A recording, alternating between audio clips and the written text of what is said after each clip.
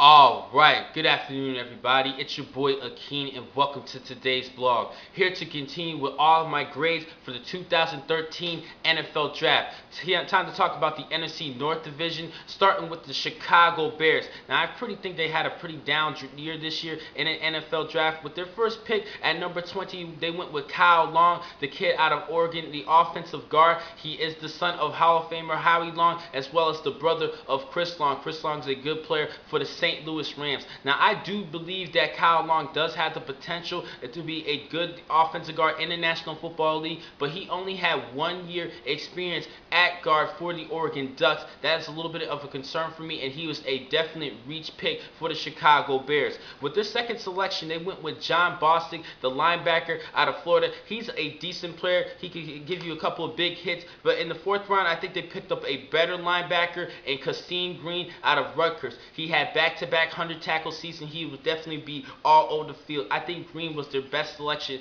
for this year's draft for the Chicago Bears. Now in the fifth round, they finally went to the offensive line and picked up back to the offensive tackle position and picked up Jordan Mills out of Louisiana Tech. And in the seventh round, I think they picked up a decent receiver and Marquise Wilson out of Washington State. I think he could become a good number 2 receiver behind Brandon Marshall, possibly maybe a number 3 receiver. I think he's a great target, and I think that Jay Cutler has another weapon offensively. Now overall for their selections, I had to go with a C, just a C for the Chicago Bears, a solid C. They went to the offensive line, but I think they could have picked up better players at the guard and tackle positions. So overall, I have to give them a C. Next team they need to talk about is the Detroit Lions. I'm going to have to give them a C as well. Now in the offseason, they picked up Reggie Bush, the running back coming from the Miami Dolphins. So they pretty much addressed well in the running back position, but they picked up a running back later in the 6th round. I'll talk about him in just a second. But their first round selection, they went with Ezekiel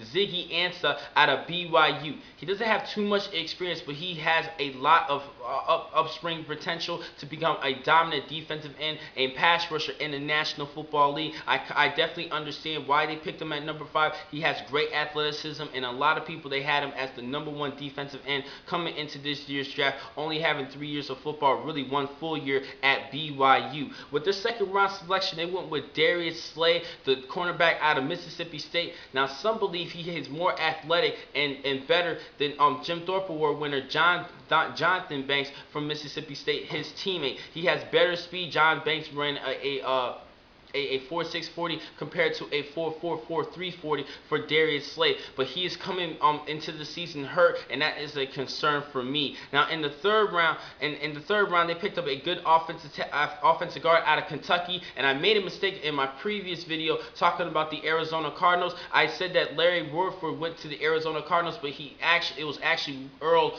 Watford out of James Madison, and I apologize for that. I made a mistake with that one. But Larry Warford, one of my top 5 offensive guards coming into this year's draft. He's from Kentucky. He ended up being picked up by the Detroit Lions. I think that was a good pickup to address the offensive line. Now I really think they could have picked up a good receiver with this draft to go along with Calvin Johnson, because Titus Young is no longer with the team, and they ended up picking up Corey Fuller out of Virginia Tech. That was a little bit of a head scratcher for me, a little bit of a surprise pick. Confused with that one. I think they could have picked up a better receiver, but they also picked up a good all-purpose player and a running back that I mentioned just a minute ago, and Theo Reddick out of Notre Dame. He could play the running back and the receiver position. Enough experience. He would definitely be a good all-purpose running back / receiver for the team. Now overall, like I said, I have to give him a C. A little bit concerned with their picks. Darius Slay, he's coming off of a knee injury. He's coming into the season hurt. We're not really 100% sure of how Ansah will perform in the National Football League. This is a make or break, a make or miss pick with Ansah, but I think he does have great potential. Next team I need to talk about is the Green Bay Packers. I think they had a great draft, starting with their first round selection, Dayton Jones out of UCLA. He would definitely fit the bill as a 3-4 defensive end, and he has a lot of talent at 6'4". He would definitely be used in multiple positions on defense. Great selection. In the second round, they had a good steal with this one at running back. I was a little bit shocker for me 3 and Eddie Lacy out of Alabama. He's a great power back. Can give you a good tough yardage. Now in the 4th round, they picked up a good offensive tackle out of Colorado, David Bakhtiari. He's a decent tackle, and they also still addressing the offensive line in the 4th round with J.C. Treader out of Cornell. He's a decent offensive guard. And still in the 4th round, later in the 4th round, they picked up Jonathan Franklin out of UCLA. Now this was an excellent selection because I think that Green Bay is looking forward to having a good thunder lightning combination between Lacy and Franklin. But I think between the two players, I think Franklin might get the ball a lot more because he's the better all-around running back. He's the better blocker, better receiver outside of the backfield, and I think because of his speed, he will be working well in a fast tempo that Green Bay uses with their offense led by Aaron Rodgers. But I still think this could be a great 1-2 punch for the next upcoming seasons, but we will see. Now, I really wish they went with a better receiver in the later rounds. They picked up Charles Johnson out of Grand Valley State and Kevin Dorsey out of Maryland. I wish they had picked up a better receiver, but it is what it is. But overall, because of the lack of receiving talent that they picked up, I have to give them a B+.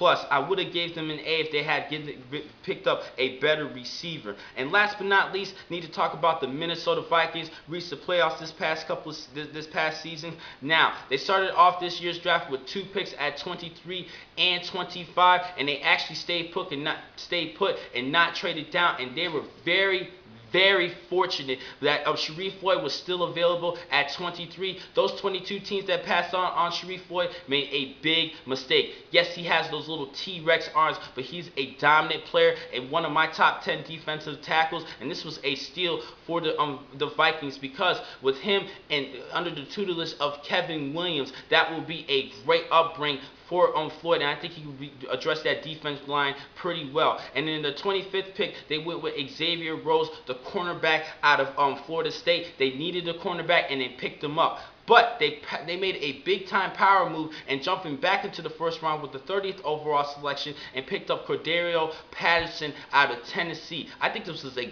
great pickup, a good Percy Harvin hybrid. He can even be an effective player as a return specialist. I do like this kid a lot. He still has a little bit less experience because he did come out of junior college and then became a star at Tennessee. But I think the NFC North teams need to beware of Patterson to replace Percy Harvin. I think he has a lot of talent and a lot of upbringing. Now they also needed a good linebacker for this year's draft. They didn't really have the next pick until the 4th round, and they picked up Gerald Hodges out of Penn State, decent outside linebacker, but they could still use a good inside linebacker to work along with Chad Greenway. Now based on the first 3 picks in that 1st round, I have to give this team an A-. They addressed exactly what they needed, except for too much of a linebacker, but they did pick up Hodges in the 4th round. Overall for this team, I think they did the best out of all of the NFC North Division teams. I have to give up to Minnesota Vikings.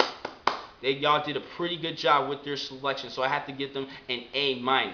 Now, the next time I'm going to catch you guys is on Monday, where I will talk about the NFC South Division and give you my grades for each of those teams. Thank you for watching this vlog. I'm your man, Akeem McCall. Be easy.